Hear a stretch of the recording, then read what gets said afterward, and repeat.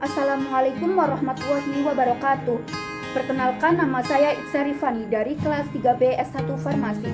Di video kali ini saya akan melakukan sebuah kegiatan praktikum, yaitu praktikum tentang denaturasi protein. Kegiatan kali ini dilakukan untuk memenuhi salah satu tugas dari mata kuliah biokimia.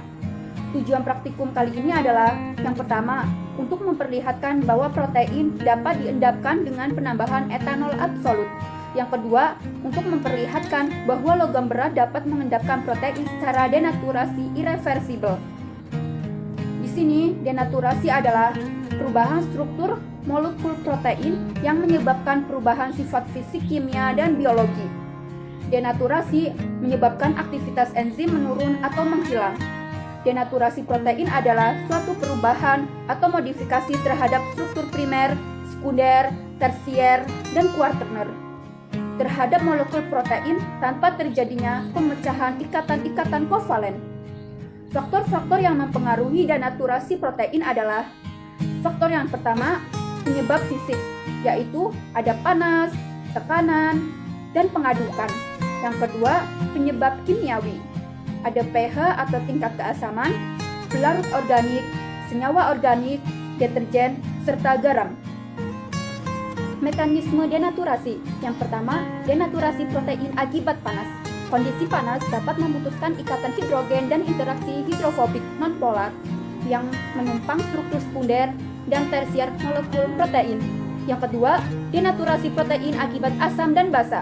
Asam dan basa dapat memutuskan jembatan garam pada struktur tersier protein. Dikarenakan asam dan basa akan terdisosiasi menjadi produk bermuatan ionik. Mekanisme denaturasi berlangsung ketika terjadi reaksi substitusi antara ion negatif dan ion positif. Yang ketiga, denaturasi protein antara logam berat. Protein yang bereaksi dengan logam berat akan membentuk protein logam yang tidak larut. Protein kemudian akan mengalami presipitasi nila bereaksi dengan ion logam. Dari beberapa faktor denaturasi yang ada, saya akan mendenaturasikan telur dengan cara panas dan asam. Baik, sebelum melakukan praktikum, di sini saya menggunakan alat 2 wadah atau panci untuk memanaskan telur dan kompor. Bahan-bahannya adalah ada 2 telur ayam, 2 telur bebek, susu, asam asetat, minuman bersoda, dan air. Pertama, tuangkan air ke dalam wadah dengan ukuran air yang sama. Kemudian, nyalakan api dengan api yang sedang.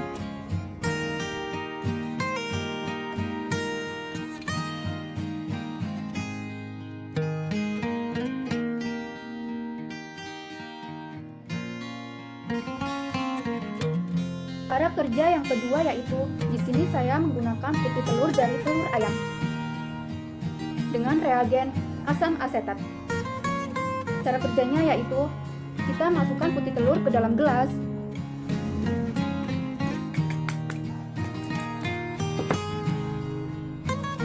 Kita pisahkan dulu putih telur dengan kuning telurnya.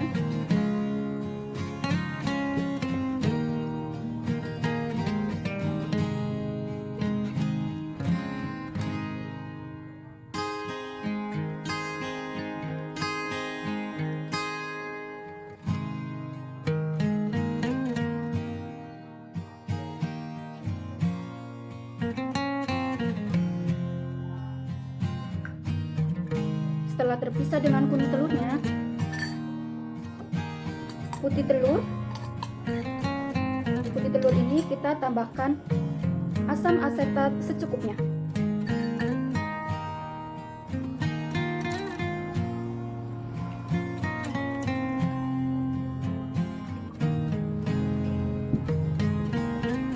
Kemudian kita aduk hingga terjadi reaksi.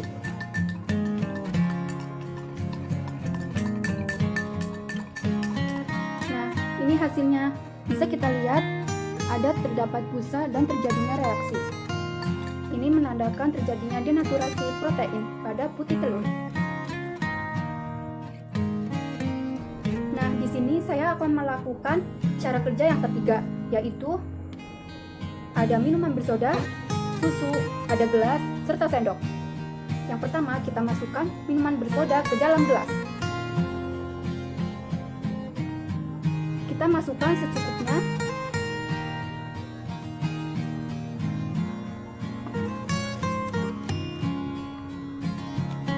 Kemudian kita tambahkan susu secukupnya.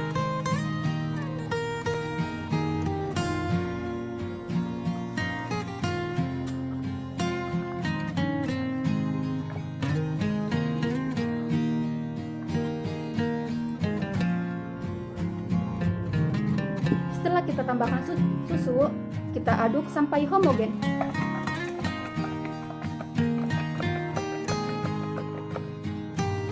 Setelah kita aduk, tunggu beberapa menit ya.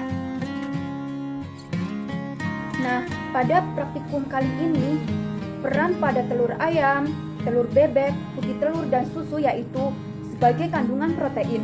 Kemudian, asam asetat, minuman bersoda, dan air mendidih yaitu sebagai reagen. Perubahan warna pada putih telur saat terdenaturasi dikarenakan adanya pemanasan yang dilakukan, yang menyebabkan proses putih telur dan juga saat pemanasan menggoreng akan mengubah bentuk mekanismenya menjadi busa. Kandungan protein telur yang telah terdenaturasi dengan yang sebelumnya berbeda. Ini dikarenakan adanya faktor pemanasan.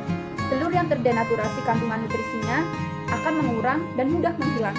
Beberapa nutrisi tersebut adalah ada vitamin A, vitamin B5, fosfor, dan kalium. Protein merupakan susunan berbagai asam amino atau poliamida yang dihubungkan oleh ikatan peptida.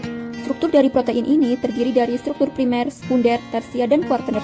Struktur primer protein merupakan susunan linier asam-asam amino melalui ikatan kovalen, yaitu ikatan peptida dalam suatu protein. Jadi, struktur primer protein terdapat banyak sekali ikatan peptida.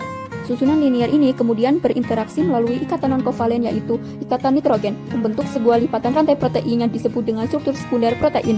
Jenis struktur sekunder protein yaitu bentuk alfa helix dan betasin. Struktur sekunder protein ini kemudian melakukan pelipatan super atau bentuk globular 3 dimensi yang dipengaruhi oleh ikatan hidrogen, jembatan disulfida, dan interaksi muatan menjadi struktur tersier.